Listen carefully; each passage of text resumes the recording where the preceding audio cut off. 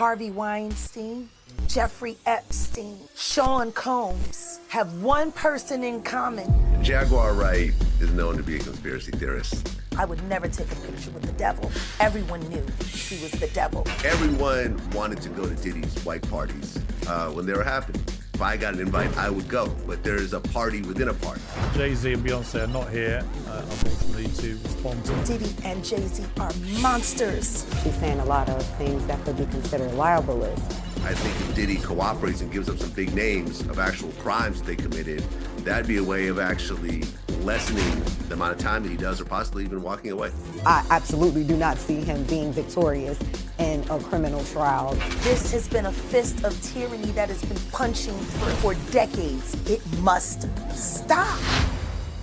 Well, Diddy's downfall has sent shockwaves through the entertainment industry and beyond. The blast radius from the uncovering of his alleged offences could yet swallow many more powerful and famous figures. Diddy is accused of creating a criminal enterprise which engaged in sex trafficking, racketeering, kidnapping, bribery and forced labour. His lawyers say he'll fight the charges, but after the testimony you're about to hear, you'll be staggered he avoided the attention of law enforcement for so long. I'll speak to a lawyer, a whistleblower and an insider for an uncensored insight into the showbiz scandal of a generation. And Jaguar, I'm going to start with you. You've been called a whistleblower. You knew Sean Diddy Combs for a long time. You attended a number of his infamous parties. And in 2022, you made headlines after comments where you called him a sex trafficker. And in response, you were called crazy and jealous. Do you feel vindicated by the events of the last few weeks? No, not at all. Because he's just the beginning. Until him and his cohorts are all held to account publicly and legally, the victims, they're not safe. How bad was it? That's what I care about. I care about the victims. No, I understand. How bad was it, do you think, what was going on?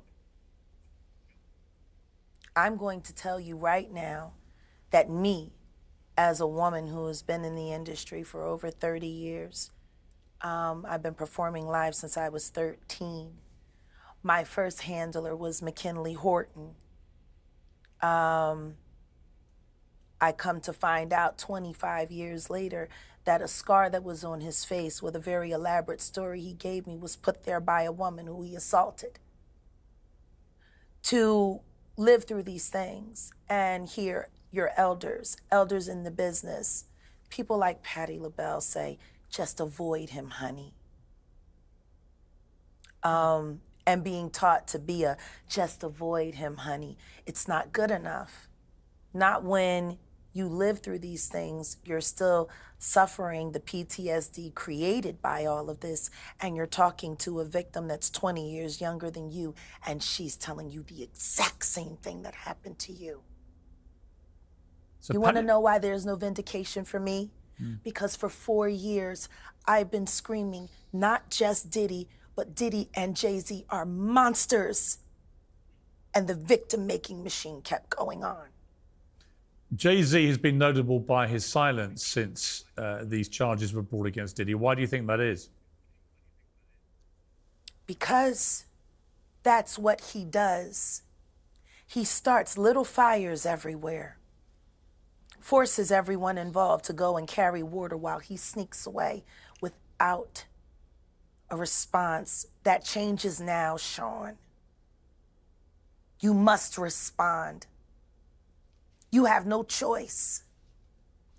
Harvey Weinstein, Jeffrey Epstein, Robert Kelly, Sean Combs have one person in common, professionally and privately. Sean Carter. This has been a fist of tyranny that has been punching through our culture and our society for decades. It must stop. There's been obviously a lot of cruelty-free artistry. Right, there's been a lot of rumour mill about what has happened in the rap world. A lot of allegations that the misogyny in the lyrics clearly was based on a general misogyny towards women away from the music. And that clearly seems to have been borne out by these charges against Diddy, which if he's found guilty of all this, he's never coming out of prison. How dangerous do you think... Thank God. How dangerous do you think he is as a person? I think he's one of the most dangerous people I've ever met. A lot of people have been questioning, well, she doesn't really know him. She has no knowledge of him. She doesn't have a picture with him. I'm smarter than Claudia Jordan. I would never take a picture with the devil. Everyone knew he was the devil. He's been the devil for 30 years. He's been covered and protected by not only Clive Davis, but Lucian Grange. He was selected to be the demon that he is, to keep the culture in line so the industry could continue to rape it for all of its precious jewels. We have too many lost. The list of lost is ridiculous. And everyone knows Diddy was selected for this job. He's the Judas. Do you think that if he's cornered in the way that he's been now, that he may start revealing things about other people? He has no choice. His ego and his drug addiction won't allow him to do anything different. Anybody who thinks he's not going to talk is crazy. The simple fact that he's not saying more now only means that the people who have been protecting him all along, who put him in position to be such a horror to the Black community, still find value in him. He's got everybody on tape. They all know it. It's a mess. For those who were never at these freak-off parties, what were they like? See, this is the thing. Everything that I'm about to say to you is not my firsthand knowledge. It is my firsthand witness account experience. I was a sex worker. I was a dominatrix before I got my record deal. That's how I know how the dark world and the sex world and the entertainment world run hand in hand. That's why the movie Blink Twice is so important. Salute to Zoe Kravitz. The sex workers that I have worked with throughout the years and continue to work with even to this day have worn hidden cameras. I have my own tapes. I've seen what they do. The ritualistic behaviors, the drugging, putting girls in the suitcases, dumping them in alleyways. It's horrifying. And it's all done under the protection of, this is going to be paid off. There's another NDA. This is going to be, it's terrible. It seems to have been something that a lot of people knew about, but people were simply too scared to talk about. Everyone knows. And every person that's sitting there trying to act surprised knows very well. The whole point of this, like Cat Williams said when he sat with Shay Shay earlier this year, the whole point of this is for them in a coordinated effort to pretend like none of it is real for the public's perception. But everyone knows what's going on, and it's been going on for years. It's been going on before Diddy. See, people keep looking at him like he's the Sputnik that came out of nowhere. This is someone who was designed to be what he is. We got to stop making Diddies. And if we're going to do that, then we got to go back. We got to go back to even further, the mentors of these people. Because Diddy was taught how to do what he does systematically, and Clive Davis has been his greatest teacher. Look, Clive Davis is not here to respond to that, nor is Jay-Z. But a lot of people, famous people in the music industry, have been notable, like I say, by their silence so far. It's also been notable that since the Me Too campaign began in 2017, the music industry has largely avoided the same scrutiny that other industries have had. Why do you think that is? I'm sorry, I didn't hear that. Since Me Too began in 2017, the music industry has largely avoided the same kind of scrutiny that other industries have had. Why do you think that is?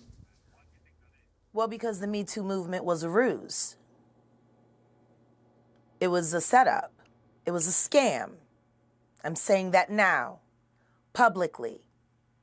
Dream Hampton spearheaded the Surviving R. Kelly campaign, which fueled the Me Too campaign. And that was all funded by Sean Carter to make sure that Robert Kelly went to jail. Get his lick back. Why is nobody understanding that Dream Hampton was being financed and ran by Sean Carter? They were able to go and get all of these witnesses because he was there with Robert Kelly. How does Jay-Z sit down with Gayle King and she not ask him one question about the intersection between him and Aaliyah and Robert Kelly? This is insane that people keep refusing to see what's right there. If the Me Too movement were real, why aren't they speaking now? They've also been very quiet in this time of the diddler's downfall. Jaguar, guess they're on vacation. If this goes to court, Jaguar, do you think the world is going to be shocked by what comes out? Oh, absolutely.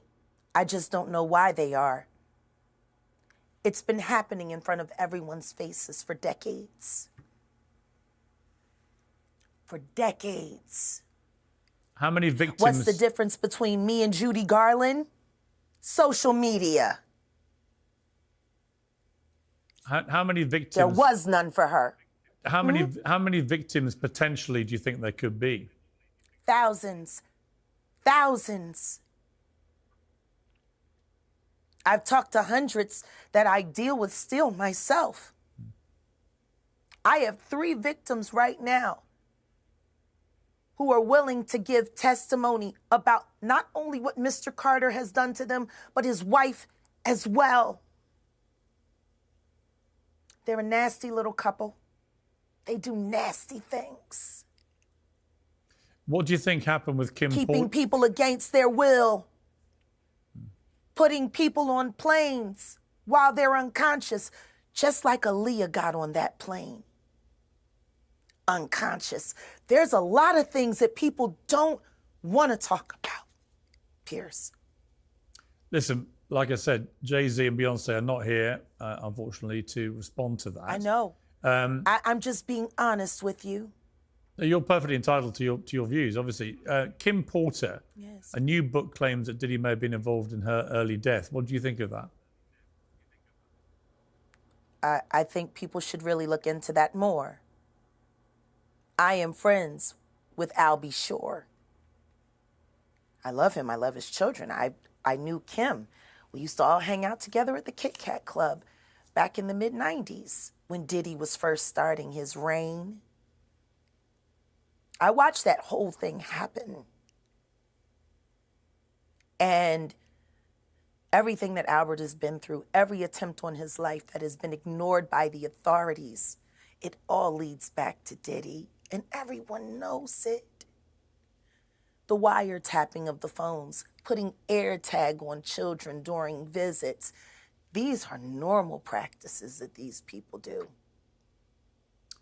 Jaguar, I've got to leave it there. I really appreciate you joining me. Thank you very much. Thank you for having me. And thank you for caring. I do care. Thank you very much. Well, I'm joined now by the host of Vlad TV, DJ Vlad. DJ Vlad, I mean, pretty horrifying listening to these testimonies. What did you make of what you just heard?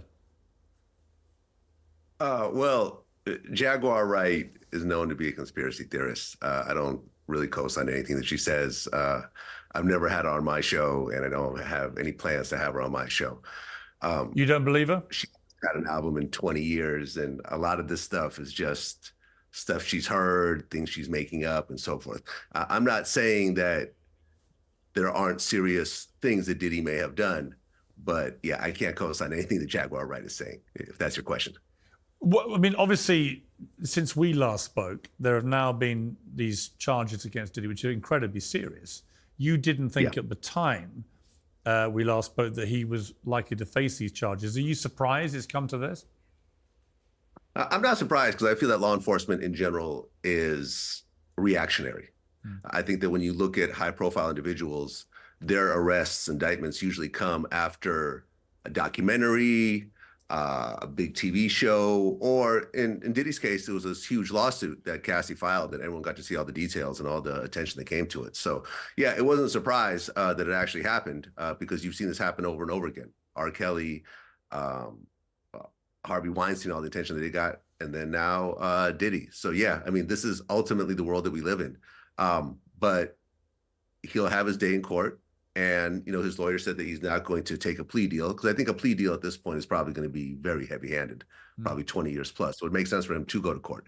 But we'll ultimately see what happens, you know, because we haven't really seen, apart from some of the funny stuff of, oh, there's 1 million bottles of lube that they found there. I'm sorry, 1,000 bottles of lube and so forth. We have yet to really see what the evidence is. And I think once we see the actual evidence, then people will actually formulate an opinion on what's happening right now. Do you think there's a lot of people in the rap world in particular who are pretty fearful right now of where this may all lead? Is it a bit like the Epstein scandal, do you think? I don't really think so, because, I mean, ultimately, everyone wanted to go to Diddy's white parties when they were happening. You know, if I got an invite, I would go. But there's a party within a party. There's the actual party where the big celebrities go to, the Howard Sterns and the Leonardo DiCaprios and so forth. You never hear of any of them really being involved in any of this stuff. They go home, you know, at 2, 3 o'clock a.m. And then there's the private parties that seem to involve the sex workers and probably certain types of people that are kind of in an inner circle. No. And we'll see if those names ultimately come out or not. You know, I think that when it comes to a situation like the feds, cooperating is a very big thing. And I think if Diddy cooperates and gives up some big names of actual crimes that they committed, that'd be a way of actually, you know, lessening the amount of time that he does, or possibly even walking away. I mean, what had you heard about Diddy over the years? Obviously, people knew he had parties. They knew he was a big rap star and so on. But the nature of this kind of thing. I mean, I'm asking because when I watched, for example, I met Diddy a couple of times. He was always perfectly charming to me. But you know, I've met a lot of people who are charming and turned out to be monsters. The video that came out of showing him beating up his then girlfriend in a hotel corridor was so shocking that when I watched it, I remember thinking, well, this guy is capable of anything.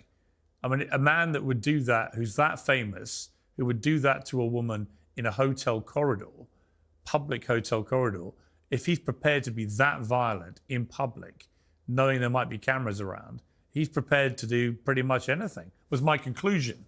I mean, what did you hear about him over the years? Yeah, I mean, that tape was horrific. And after our interview that we did with Roger Bonds, who I helped to bring onto the show, I did my own interview with Roger Bonds. It was a very in-depth, I think, two-hour interview, where he goes into actually witnessing a lot of women that were physically abused by Diddy. I mean, not only Cassie, of course, which he saw multiple times, but Kim Porter. He was on a trip where Kim Porter got her nose broken, allegedly by Diddy, and flew in a plastic surgeon to fix it. There was a personal chef that Diddy beat up. I actually heard voicemails of her describing it. This wasn't even something that she wanted to come publicly with. There was other women as well that I got details on. So I think that Diddy has a long history of violence towards women, but also of men, because there's also the Steve Stout incident. If you remember that whole situation, he was in a music video with Nas, Hate Me Now, and there was a scene where Diddy was on the cross like Jesus, and I guess he went to Steve Stout afterwards and said that he wants to take that part out. That part wasn't taken out, so Diddy and his entourage show up at Steve Stout's office and they beat him with a champagne bottle, which they ultimately settled out of court for. So I think there's a lot of violence that has happened around him, and I think at this point it's just catching up to him. There's lots of rumor mills about him being secretly gay or bisexual or whatever. I mean, I don't care, but do you think there's much credence to those? I mean, It's hard to say. I have heard, because remember, for example, the Wendy Williams situation. She was on the radio in New York, and she said that she had photos of Diddy in a gay type environment of some sort. And I had someone actually explain to me what that photo was after the fact. And Diddy came in and threatened to sue the radio station unless she was fired. And she was fired, and she had to go to Philly for, I think, 5 years or something like that. So there was that. I'm not sure how true it is, because it was just a photo, and a photo, could mean a lot of different things. The fact that he's a cuckold, that he likes to masturbate while watching women that he's with have sex with other men. I don't know. Is that gay? Is that bisexual? Is that just being a cuckold? It's hard to say. It's not something that I'm actually into. But I'm sure it blurs the lines between homosexuality and bisexuality somewhat. But I don't think he's exclusively gay, because he has a lot of children.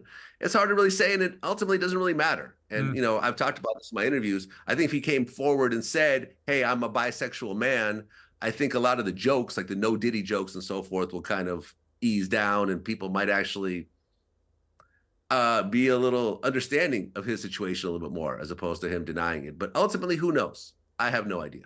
We've talked, people have talked a lot in the last few years that it's unusual that so few people in the music business have been held to account under the Me Too campaign umbrella in the way that other industries were held to account. Could this be, following R. Kelly and others, could this be a tipping point where there might be a lot of other rap stars in particular, perhaps with very checkered backgrounds, lots of rumors about them, could all start falling like dominoes? It's hard to say. Like I said in the beginning, it's very reactionary. I think if there is a lot of media attention over somebody, there's a documentary about them, there's movies about them and so forth, I think that ends up getting on law enforcement's radar, and then you will see things kind of escalate very quickly.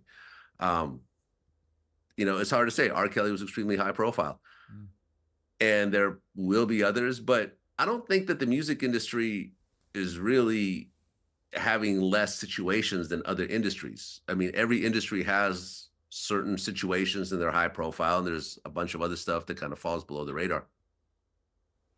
Finally, DJV, what do you think is going to happen here? Do you think Diddy will ever come out of prison? That's a tough one, because I was really shocked that he didn't get a bond. I thought for sure that he'd be sitting in his mansion right now awaiting trial, but he's sitting in a jail cell right now, and it could be years before this actually makes it to trial. So it proves that things are very, very serious on his end. And if you look at the R. Kelly situation, he got, I believe, 30 years. This may fall along the same lines, except the only difference is when I looked into the R. Kelly case, a lot of the convictions were based on underage girls. You've heard a few spatterings of underage accusations, but in general, it seemed like most of the women were of legal age in the Diddy case. So I'm thinking it won't be as severe as it is with Diddy. As it is with R. Kelly. But for someone like Diddy, who's in his mid-50s, he doesn't want to spend 5, 10, 20 years in prison. No. He wants to get out. He wants to keep it moving. So I think he will get out of prison at one point. It's just hard to say, right now what it's going to be. Yeah, it is. It's a fascinating story. DJV, thank you very much indeed for joining me. I appreciate it. Thank you for having me. Well, I'm joined now by Ariel Mitchell-Kidd, who's a lawyer for one of Diddy's alleged victims. Thank you very much indeed for joining me. There are so many people coming forward now with allegations about Diddy. What do you think about the scale of this case? Well, before I get into that, I kind of want to address the prior two panelists. First with Mrs. Jaguar Wright. She said a lot of things that were very jarring in her explanation of what she saw and had firsthand accounts on. My concern for her, she's saying a lot of things that could be considered libelous. Right. And I would suggest that she contacts an attorney, if only to vet the information she has or purports to have from other victims. At least they can protect her, and then they can also do their due diligence, the attorneys, to make sure that the information she's receiving is accurate outside of the things that she knows and may have proof of. I was very concerned about some of the things that she had said in her prior segment. I also want to address Mr. Vlad, who I know to be a culture vulture, who takes from the Black community and doesn't give back and puts artists in situations where then they are indicted by the police. And he's very much so what we call police type investigation in the Black community. And for him to repudiate what Mrs. Wright has said, I thought was completely out of line. He can say he doesn't agree, which is fine. But for him to be someone who constantly uses the Black community and uses them as a means for his platform, I thought that was very inconsiderate and unprofessional. Now, to get to your question that you asked of me regarding the victims, there are victims coming out every day, even someone who contacted me last night. So, and it's only standing to be more individuals coming out. I do talk to some of the other attorneys who represent victims that we already have known because they filed cases, who have additional victims who plan to come forward and they plan to file cases against very soon. So it's only a matter of how many more are going to come out, and it seems to be, it'll be very many more. You've said that you've been contacted regarding the sale of one of the Diddy freak-off tapes, and that it features a very high-profile celebrity. What can you tell us about that? So actually, I recently was contacted by one of my business partners who's also an attorney, who said to me, well, why are we not writing the demand letter to try to do the catch and kill? And I said, well, if you want to do it, then I'll connect you and you can essentially do it. He was also concerned about wanting to protect the other person who was in the film, mainly because I've known about this for about 3.5 weeks to about a month. I've been communicating with these people who purport to have that videotape. And it wasn't until Thursday night that they outright said, can you write on your letterhead a letter to the individual who's also in the tape and see if they're interested in a catch and kill?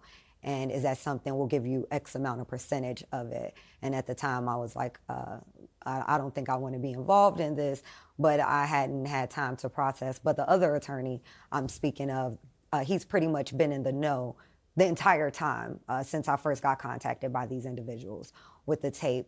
And we're pursuing now a meeting with the three of us for us to broker, I guess, a situation where we'll have certain guarantees that once we make the representations to the person in the tape, that we have some level of assurances that this is a valid tape. And just to be clear, two thoughts about this.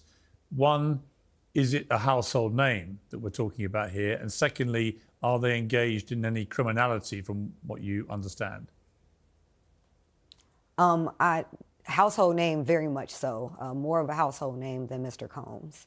Wow, and really? Criminality, they are engaged in pornography. They're not doing anything illegal per se. I can't say that well, I'll say this. My concern was that I could not verify the age of the individual. And so that was my concern about not having anything sent to me and viewing it in the way that I did via stills, via FaceTime video. So I didn't want to have anything in my phone because my issue is we can't determine if this person is 17 to 21. Right. Fascinating. It's been reported there could be a class action with over 50 alleged victims of Diddy. It also feels like there could be a lot more than that. Do you think, when you look at this case now, that he's ever going to come out of prison? I do not think Mr. Combs will get out. I was not surprised that he did not get bond. I was saying from the beginning that I was fairly certain, due to my experience in the legal field, that he would not be getting bond and that he would be there until his court case. I also feel as if having a trial would not be in his best interest, and I'll explain why. Everything that comes out in that criminal trial will be used by not only me, but every other civil litigator who has a civil case against Mr. Combs, everything that the federal government proves beyond a reasonable doubt, because they have a higher criteria to meet than we do. It's the preponderance of the evidence in civil court. So if we have the federal government, if you will, doing all of our heavy lifting for us in a very public trial, all of the discovery that is done will be very valuable, invaluable almost, to every civil attorney who is working on a civil case, which I believe we're about at 14, 15, outside of the other attorney who recently said that he has 50 individuals. And I don't know if he actually has 50 people or if that's a shock value number. I'd be curious to see once that filing comes out. I haven't seen it. I do know other attorneys who have several individuals that they are in the process of filing a complaint for. I'm in the process of filing the complaint for another victim and fielding calls from other individuals who I may take on as clients. I've actually spoke to multiple individuals, but did not take on everybody as a client because I was unable to verify what it was that they were saying, not because I didn't believe them or believe that what they were saying to be true.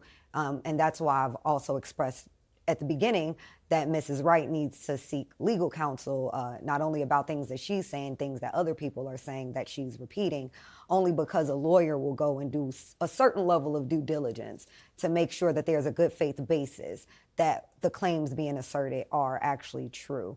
But I never thought that Mr. Combs would get bond. I do not feel it would be advantageous for him to take this to trial because it would only destroy well, not destroy him financially, but also let's even pretend he were to get off everything, which I absolutely do not see him being victorious in a criminal trial. The feds have, I believe, like a 97 point something success rate.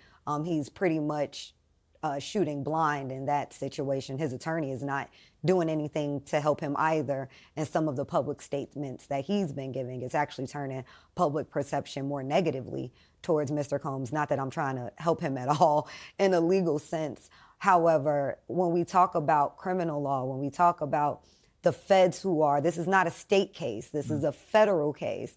When we talk about their success rate, the federal government, especially the Southern District of New York, we're talking about people who aim to kill is the best way I can put it. They are successful. They are the leaders in the field.